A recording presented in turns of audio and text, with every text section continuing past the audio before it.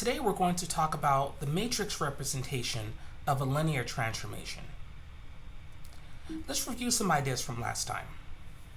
I'd like to talk about the null space and the range. Remember the following results before we start to write down some definitions.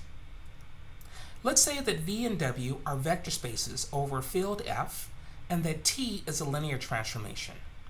We have three main properties. First, the zero vector in V will always map to the zero vector in W. That is, T of OV is equal to OW. Second, the set that we're calling N of T, namely is the set of vectors in V that map to the zero vector in W, is a subspace of V. In fact, the map T is one-to-one if and only if this set N of T is the trivial vector space. Third, let's define a subset R of T, which is the set of vectors U in our codomain W, such that U equals T of X for some X in our domain V. This set R of T is a subspace of W.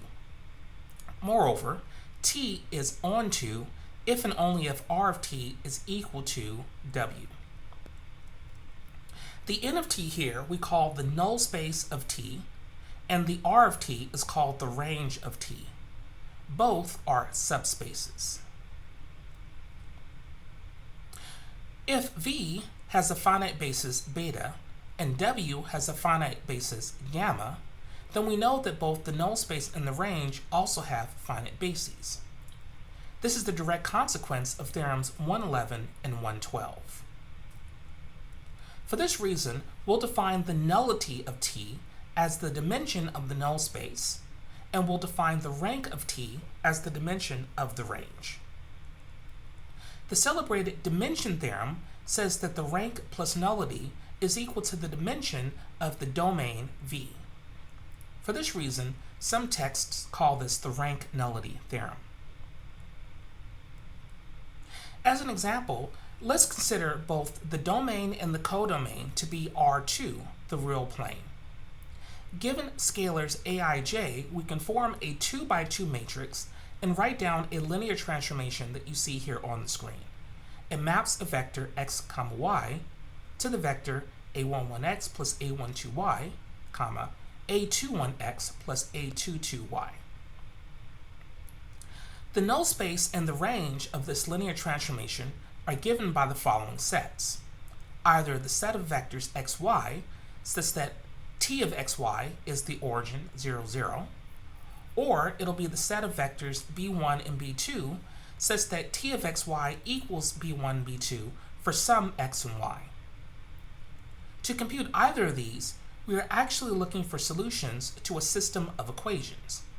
For the null space, we're looking for the set of x and y such that we have the two equations at the lower left of your screen. To figure out whether vector b1, b2 is in the range, we're asking whether the system of equations on your lower right part of the screen has a solution xy. Using all of this, let's discuss a little bit about matrix representations of a linear transformation. We'll start with a theorem that we've seen before. Say that V is a vector space. Recall that a finite subset is said to be a basis if either of the following two statements are equivalent. 1, our set beta spans the vector space V and beta is a linearly independent set. Or 2, every vector in V can be uniquely expressed as a linear combination of vectors from beta. To this end, let's say that beta is indeed a basis for our vector space. We'll be concerned with the order of the elements Vi in our set beta. For this reason, we'll call beta an ordered basis. Next, using theorem 1.8, we know that every vector x in our vector space V can be written uniquely as a linear combination in terms of some scalars a1, a2 through a sub n. We'll define the coordinate vector of x with respect to beta as the following vector, where we simply keep track of the scalars a1, a2 through a sub n. Again, the whole concept here of the coordinate vector is just to keep track of the scalars that we have in our linear transformation. Here are a couple of examples. First, let's consider the collection of n-dimensional vectors with respect to our standard basis, beta, which just consists of the vectors e1, e2 through e sub n. For each vector x in V, we can express it as a linear combination in terms of some scalars a1 through an. Of course, we know that our vector x is literally the vector a1, a2 through a sub n, written here vertically on your screen, and it turns out that this is exactly equivalent to being the coordinate vector with respect to beta. So in the case of V equals Fn and the standard order basis, then the coordinate vector is the same as the vector x. Let's consider a slightly different example. Again, let's take a look at a vector space, but now let's take a look at R2, and let's choose a slightly different basis. In this case, we'll take the vectors 1, 2, and 2, 1. We can express every vector x in this space as a linear combination of elements from the spaces. Quite explicitly, you'll see the scalars a1 and a2 on your screen. Hence, our coordinate vector with respect to this new basis, gamma, is no longer the vector x1, x2. It's actually the vector a1, a2, which we can express as a linear combination of two new vectors. Notice now that our vector a1, a2 is very different from the vector x1, x2, because we are indeed dealing with a completely different basis, in this case, gamma. Let's put some of these ideas together and write a much more general statement. Let V and W be two vector spaces over a common field F, and let's say that beta is our basis for V, whereas gamma is our basis for W. Finally, say that T is a linear transformation. First, if we take a look at that map, which takes a vector x from V and writes down the coordinate vector with respect to beta, then we actually have a map that is a linear transformation. Second, given a linear transformation T, we have an m by n matrix, which allows us to say that the diagram above commutes. We won't worry so much about what the statement means to say that the diagram commutes. We'll simply say that this matrix A will be of quite a bit of importance to us. This map phi sub beta is called the standard representation of our vector space V with respect to the ordered basis beta. The m by n matrix A will be denoted T square bracket lower beta upper gamma. This is the matrix representation of T in the ordered bases beta and gamma. The main question you should ask at this moment is, how do we actually compute this matrix square bracket T? We'll discuss this in quite a bit of detail today. First, let's discuss how to prove the first statement, that our map phi sub beta is a linear transformation. To this end, let's fix two vectors x and y from our vector space V so that we can express these as a linear combination of the elements from our basis beta.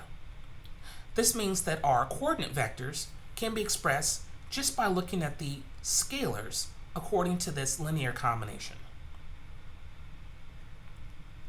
Now, if we use axiom VS6, associativity of scalar multiplication, and axiom VS8, distributivity for scalar multiplication, then we can express the sum of these two vectors x and y as a linear combination of elements from our basis beta, which means by simply looking at the scalars, we see that the matrix, that the standard representation in this case is just the sum of the standard representations.